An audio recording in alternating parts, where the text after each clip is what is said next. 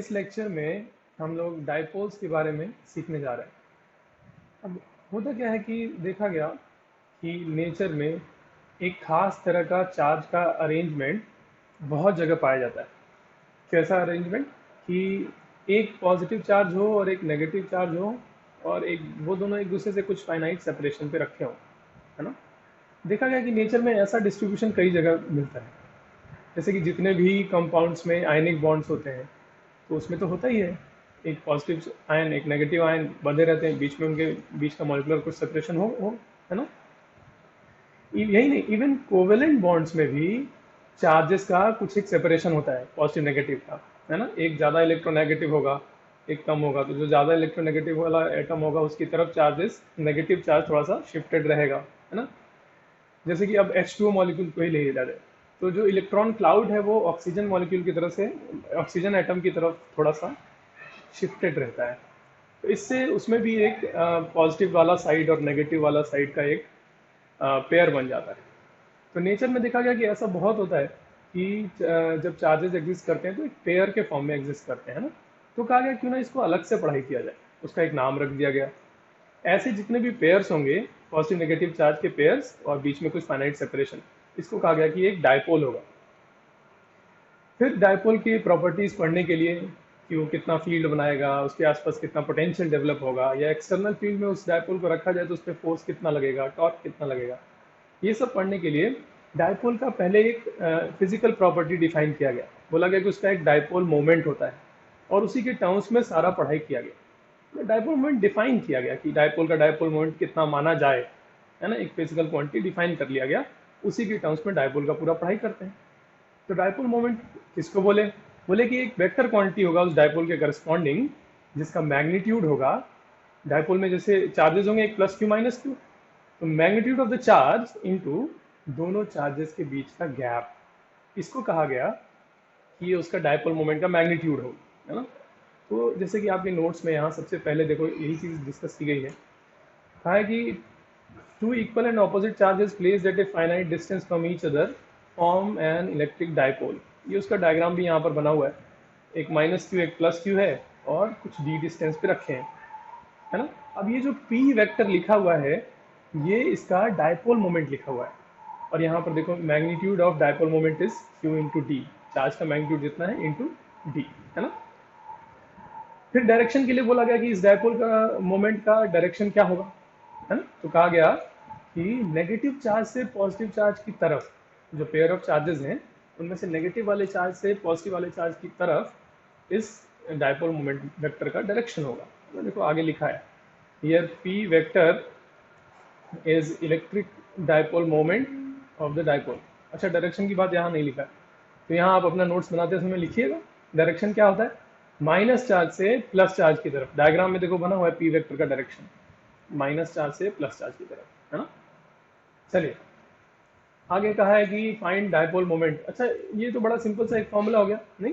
Dipole moment कोई पूछे कितना होता है तो चार्ज इनटू दोनों चार्जेस के बीच का डिस्टेंस।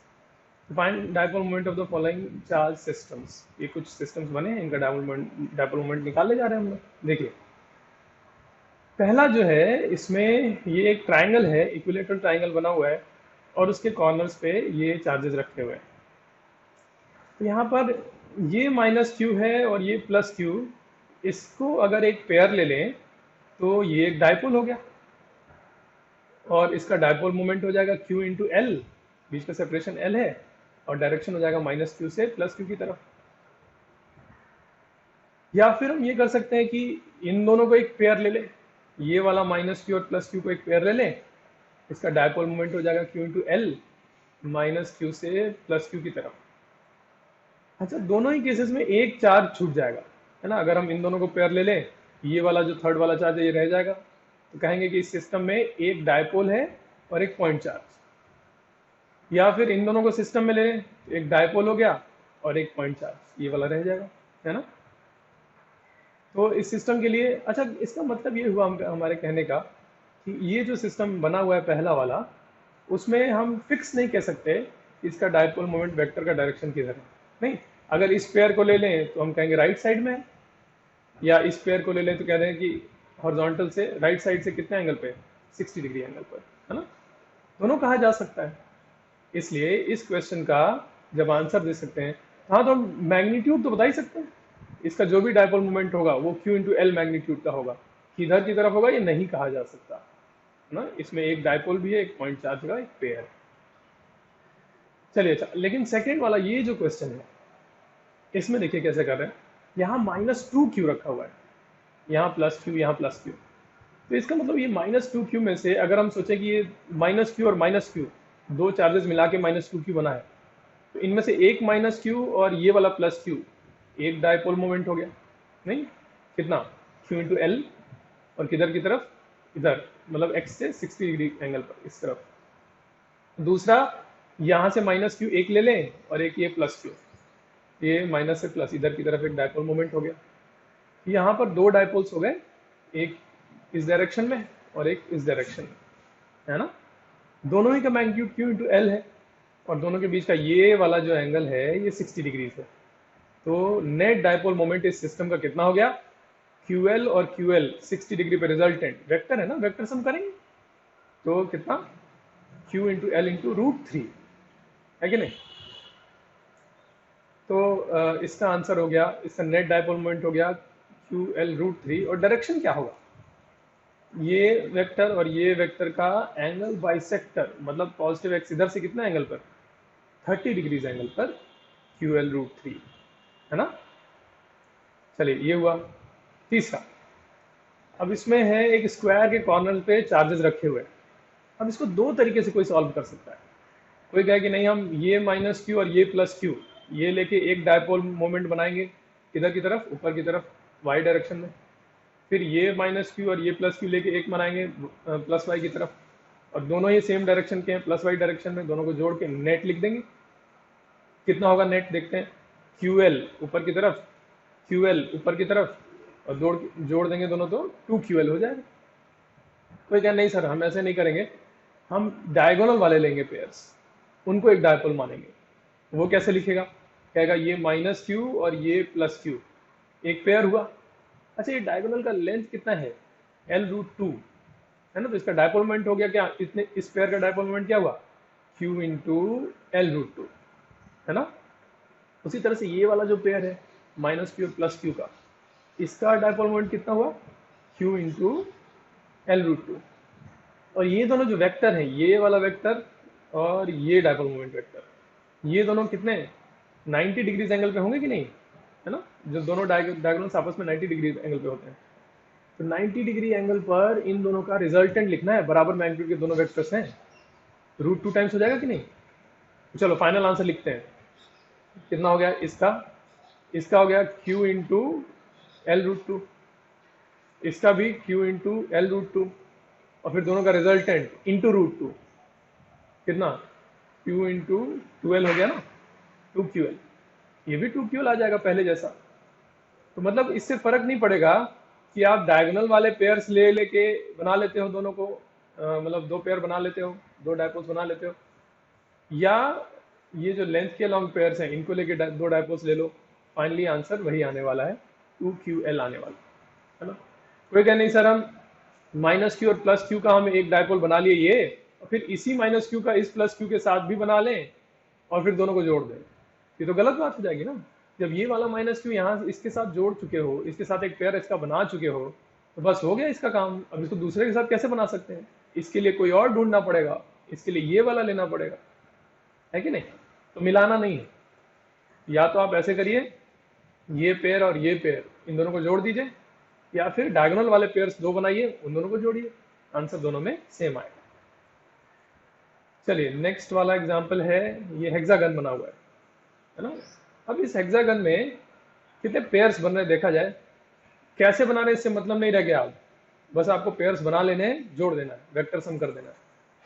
अब जैसे एक ये पेयर बना ले रहे हैं -Q +Q, राइट साइड में आएगा इसका डायपोल मोमेंट, और कितना Q इंटू एल, एक ये नीचे हो गया -Q +Q, Q into L, ये भी इसी डायरेक्शन में +x डायरेक्शन में, और ये वाला कितना है Q इंटू ये जो डिस्टेंस होता है ये 12 होगा ना, है कि नहीं, ये है 12, तो कितना हुआ Q इंटू 2L, और ये भी +x की तरफ, तो तीनों को जोड़ के आंसर लिख देते हैं, QL ये 2QL और ये QL, टोटल हो गया 4QL। 4QL इसका डायपोल मोमेंट हुआ किधर की तरफ, प्लस x डायरेक्शन में। अब फाइनली ये वाला बचा है ना। अब इसमें एक सर्कल बना हुआ है जिसके आधे हिस्से में नेगेटिव चार्ज है और आधे हिस्से में पॉजिटिव चार्ज है। डायपोल मोमेंट इसका लिखना है। Total negative charge minus Q है, total positive charge plus Q है, और इसका डायपोल मोमेंट पता करना है। पेयर्स लेने पड़ेंगे। चलिए इसको करके देखते हैं।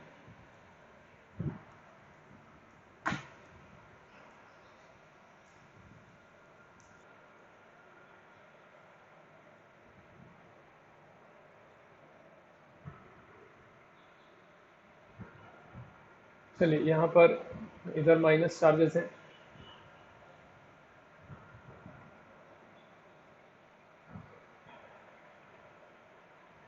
और इधर प्लस चार्जेस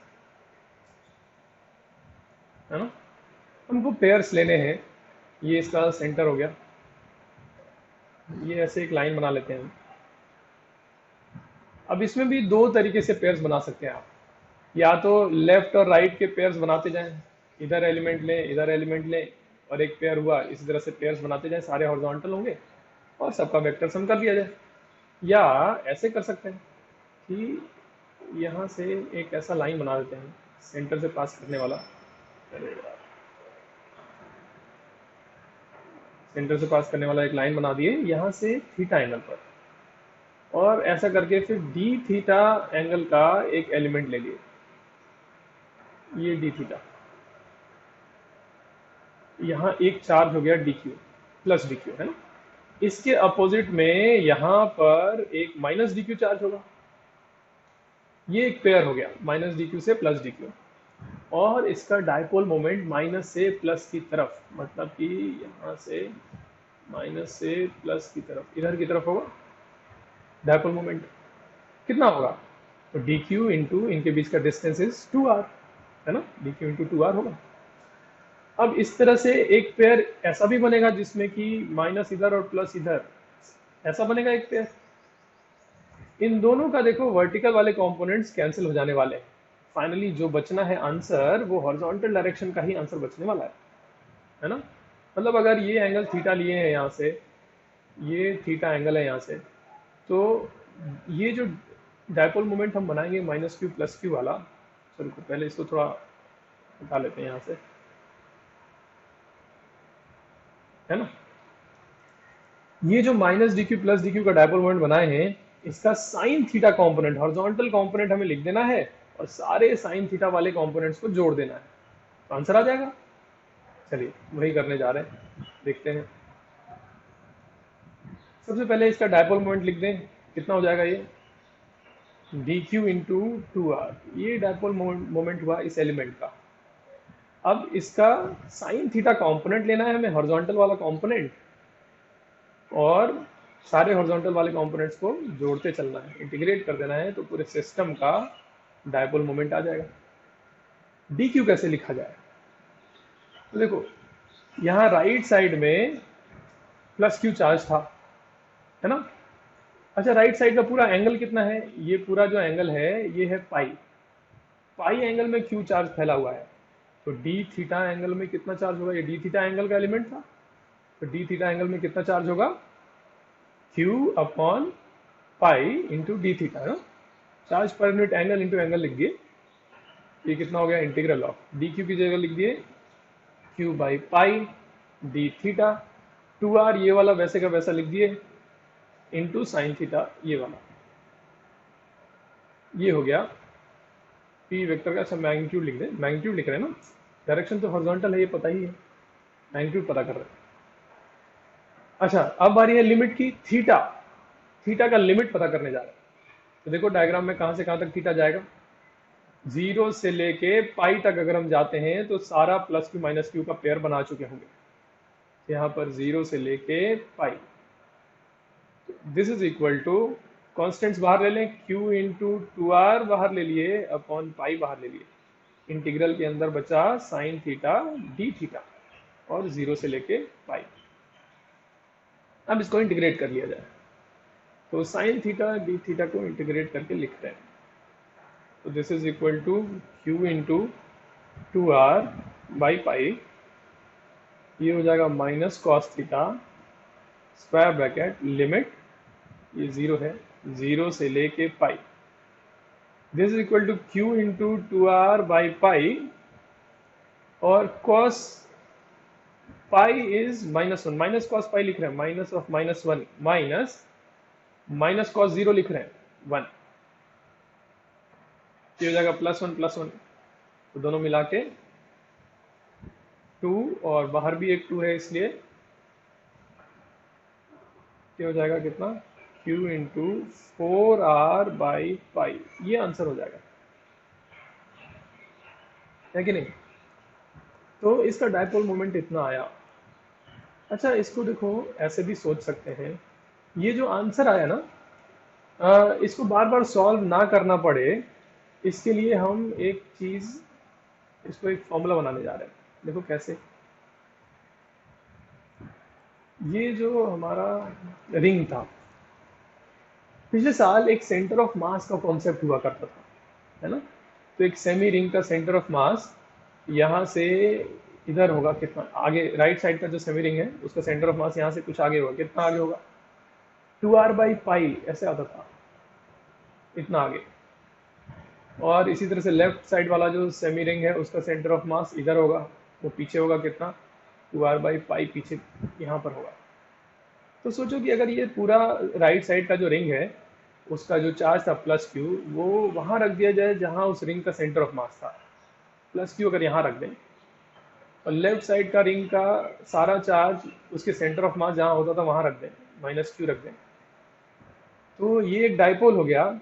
और -q और +q के बीच का दूरी है 4r/पाई, तो इसका डायपोल मोमेंट हो जाएगा q इंटू 4r/पाई, जो हम लोग आंसर लाए थे।